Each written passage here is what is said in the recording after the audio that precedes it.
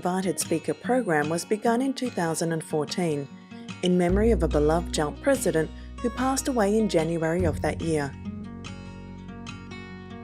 Kevin M. Cleary, 1962 to 2014, had been involved with JALT as an officer at the chapter level and the national level since 2002. He served as JALT president from 2010 until his death in 2014. He is remembered as a soft-spoken but dynamic leader with energy, vision, a great sense of humour and strong interpersonal skills. The speaker for this award is one who encompasses the same spirit and enthusiasm Kevin showed during his time with JALT.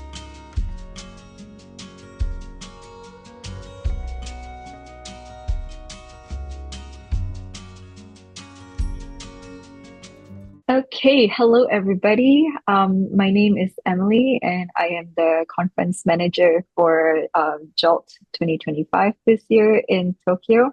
And I am so pleased to introduce Kinsella. Kinsella, hi. Hi. Okay, I don't want to mess this up and I'm pretty sure people have the same question. How do you pronounce your full name? Oh, okay. That's a good question. Kinsella Valies. Kinsella Valies, everybody. And thank you so much for being our Kevin Cleary invited speaker. Kinsella is an assistant professor at Jissen Women's University and Aoyama Gakuin University. Are those in Tokyo? Yes? They are, yes. Right, okay. Right by the conference site. Yeah. Okay. And yeah, looking forward to it. And also, she has a background in cinema and photography. Could you tell me a little bit more about that? Oh, since I was very young, I always wanted to be either a director or an editor. And so I decided at 18 years old that I was going to leave my country and study in the US and study cinema and photography. And it's always been a passion of mine watching movies and making movies. So, yeah. Oh, okay. Something for our conference attendees to talk with you after your sessions. Yeah. When you say you left your country, where would that be? Oh, I'm from the island of Curacao in the Caribbean. It's part of the Royal Kingdom of the Netherlands. Okay. It sounds like a very like a big move for you to move over to the US to pursue cinematography and also your photography. Yes, yeah. It was a big adventure after high school. So yeah. Indeed. And here you are in Japan, another island. So another island, yes. I would like to start by perhaps asking you what is currently going on in your professional life. Is there something that you're currently working on that you'd like to share with our JALT community and beyond? Sure. Can I first say what an honor it is to have been invited to be the Kevin Cleary speaker this year. I just wanted to say a few words. It's really a point of pride to be considered a representative of aspects that made Kevin Cleary a great leader and a supportive colleague. It's been an important part of my growth as a researcher and educator to get support from several JALT organizations like the Material Writers SIG, the Peer Support Group, Shizuoka JALT chapter. They all helped me with my first writing, my first presentation. And without them, I think without the whole community of practice and the spirit of Kevin Cleary that they all embody daily, all of our volunteers, I wouldn't have been able to get where I am today. So thank you for sharing that. The journey is so important in all of our careers, and everyone has their own. And with so many things that you've been doing in the course of the career. I'm sure there are even more things to look forward to the future. Yeah, if you could share with us something that is your area of interest or Mhm. something that you are working on, maybe a top secret reveal or something. Oh, yes, yes. Okay. Well, my besides or in addition to teaching, my current research projects are varied, and I did say projects, so there are a few, and all of them really reflect the content of my upcoming presentation and workshop, which is interpersonal and intercultural dynamics of collaborative research. Not in the sense that that is a research project, but because my projects are all collaborative. So everything that's on the stove at the moment cooking is collaborative. First, I'm working with my colleagues Ashley Ford Mihashi and Rhea Metituk on the Real Voices project, which is supported by the Japanese Society for Promotion of Science. And we are studying the impact of filmmaking in the language learning classroom and showcasing of these resulting student films in a dedicated language learning film festival. So this includes students from Japan, Korea, and other countries. And we're collaborating with Adam Jenkins and Eric Hagley in their international virtual exchange project to broaden our reach. So that's my current big project that I'm working on research-wise. Second, I'm working with Shalana White on a project that looks into Japan-based conferences and their participants. I don't want to say too much about this one at this time, but we will be asking for input from the larger JALT community of practice soon. So hopefully look forward to that. Finally, I'm working with other colleagues to look at support for academic writers within JALT, and another project related to effective speaking in the classroom. So there's a lot of pots on the stove at the moment. Yeah. Right, right. And I imagine the kitchen is really big with many things going on. You probably have many chefs cooking, you're running, the whole show. Or rather, people are running the show with you, With with me, we have yes. different kinds of kitchens. It smells great. It smells great. So far. And Yeah. yes, and I can imagine that the I don't know, like I feel like with collaborative work that like the kitchen, like oh my goodness, like when you said cooking and on the stove, that just like put me in a situation because I love cooking. Um, Oh, yeah, good. so I can imagine the aromas coming from the kitchen is like reaching out to different people, and that's basically what the sentiment of like collaborative research is. When you're working together on something, you want to reach out to others as well and encourage them to like engage with the community that they're working with, right? Yes, that's absolutely right. Yes. Yeah, I swear, cooking analogies, they work all the time. They do. Hmm. Okay, all right. So at JOLT, which is happening from October 31st to November 2nd, we are expecting you as a Kevin Cleary invited speaker. We are expecting you for two sessions, and we are so looking forward to it. So for everyone who is watching, Kinsella has two sessions. The first one is collaborative research, trials, and triumphs. And the second one is a workshop titled Co-Creating Research, IU and Effective Team. So these are very much, like little previews of what's going on in the kitchen, I suppose. Yes. Yes. So for our attendees who are going to the conference, what is the underlying message that you have for those who are going to your presentations? Okay. So that is a very good question. let me give you a little introduction and then hopefully get to the meat of it. Mhm. So the underlying message can be maybe summarized in 4 keywords. So courageous collaboration, let's get some alliteration in there. Courageous collaboration and interpersonal integrity. Now, these are important for any type of collaboration, but especially with research and writing. There are many benefits to this, but for example, early career researchers, it might be a challenge. They might be afraid to dive into what can also bring messy reality of human dynamics, either conflicts, perhaps disrespect or lack of focus that they may encounter or may have encountered already.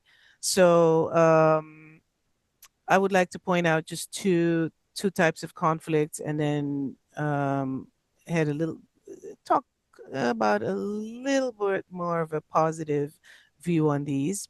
Subtle power imbalances, where seniority or background allows one partner to dominate decisions.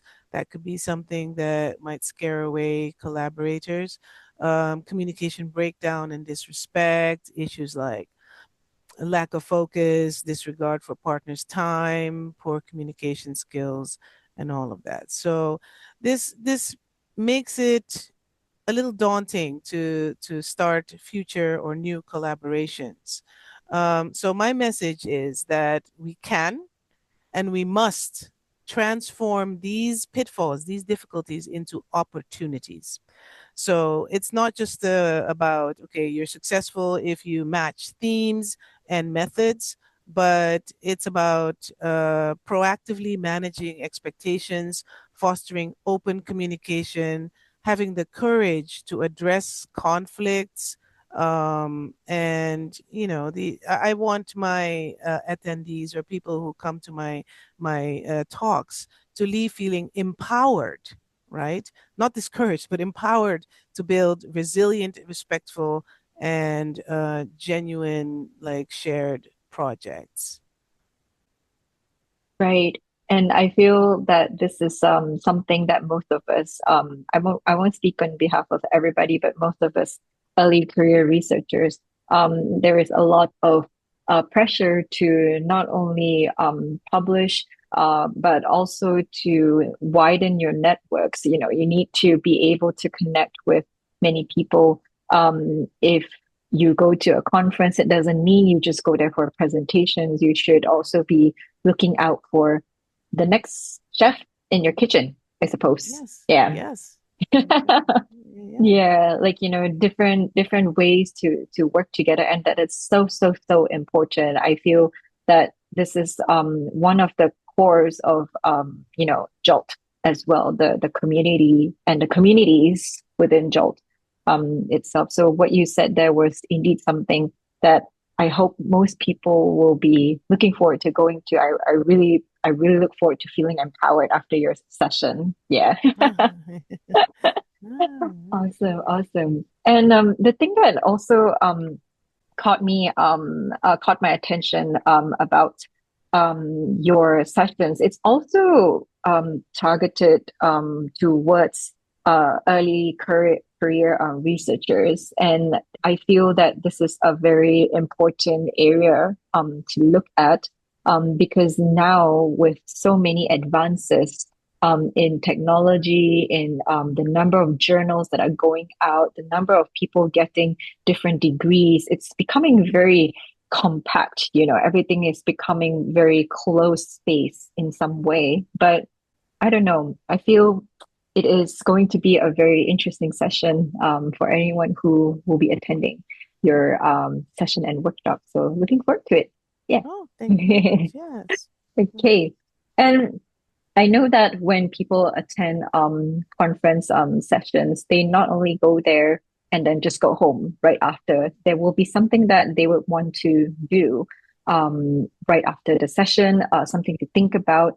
So the next question I have for you is, how do you see people taking the message, your message of feeling empowered after your sessions and wanting to do more, and also like bringing them into the world. So how can they benefit? How can your message benefit our conference attendees and also the broader community? Okay. So, yes, another very good question.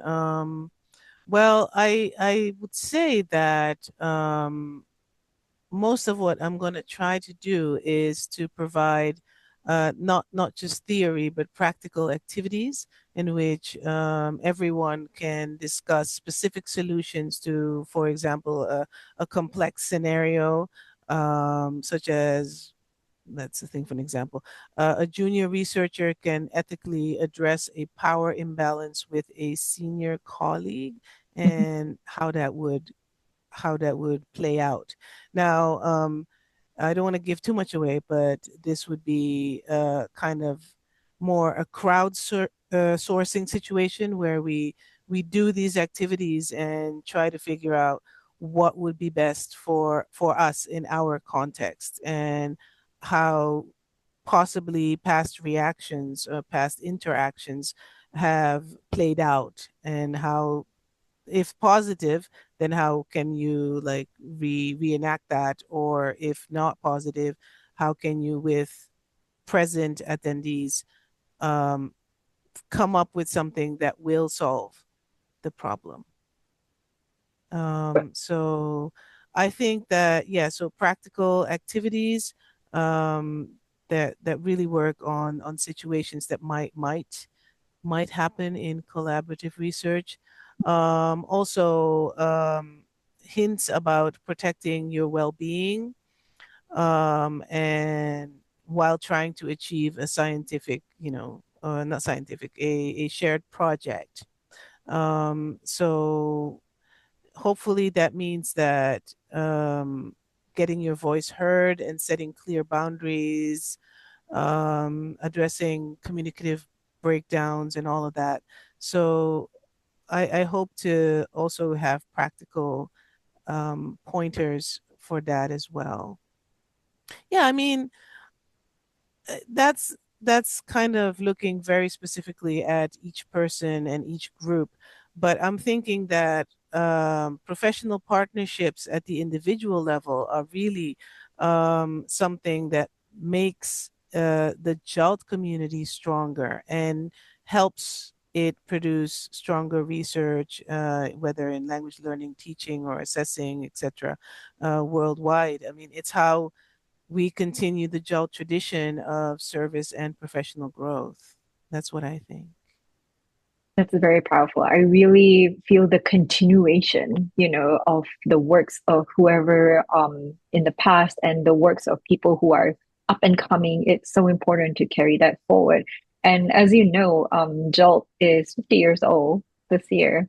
So it's half a century. It's a really long time. And to see how collaborative work has also changed over the years or improved or maybe has introduced different problems that we need to solve, which is why sessions like yours are so important to make sure people are aware that, with every part of their career, there's always something new to talk about. There's always something new to work together with, which basically brings me to my final question for you, because this year's theme is very JALT 50 years based, which is languages, learning, teaching, assessing, JALT 50 years challenges and perspectives.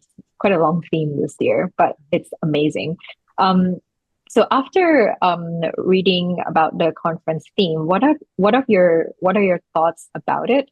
And also, how do your research and experiences relate to topics that will be discussed at the conference this year? Okay. Oh, that's a thick question with lots of different ways to answer. Sorry, my questions are like stews here. Yeah, I hope not to stir the pot, but I hope to add some spice to the mix. So I mean, the the theme or the themes all within that one mouthful really does acknowledge JALT's long history of facing and overcoming challenges and through, here I go again, collaboration and service, which is exactly what my theme celebrates. So I think um, collaboration is a form of, scientific inquiry is just something that naturally emerges from this community. So it is really about using our collective collective strength to grow our skills as researchers and actually cement, I hope, valuable local and global academic relationships. So I would say that my presentation and workshop connects to all of this, all of the pillars of the theme. But if I wanted to kind of zoom in a little bit, I would say challenges. So again, confronting difficult human dynamics, communication breakdowns, equity issues that can pose a threat to progress. And just hopefully offering actionable research-backed strategies to overcome these issues and, well, move the conversation towards genuine inclusion and shared success. So it's interesting to see how other presentations or other invited speakers as well as plenary speakers, such as let me just check here, Dr. Kantri, Dr. Cooper, and Dr. Nagai, both all three of their talks and workshops. If I look at their abstracts, I found that the word collaboration appears, the word leadership, professional growth, cultural analysts, sorry, and just the collaborative process of sense making, not only for students, but also for teachers, and I would extend it to researchers. So the word collaboration is a consistent part of, I think, many talks, starting with students and working up to language teachers. So yeah, I think the connection is a very real one, a very strong one.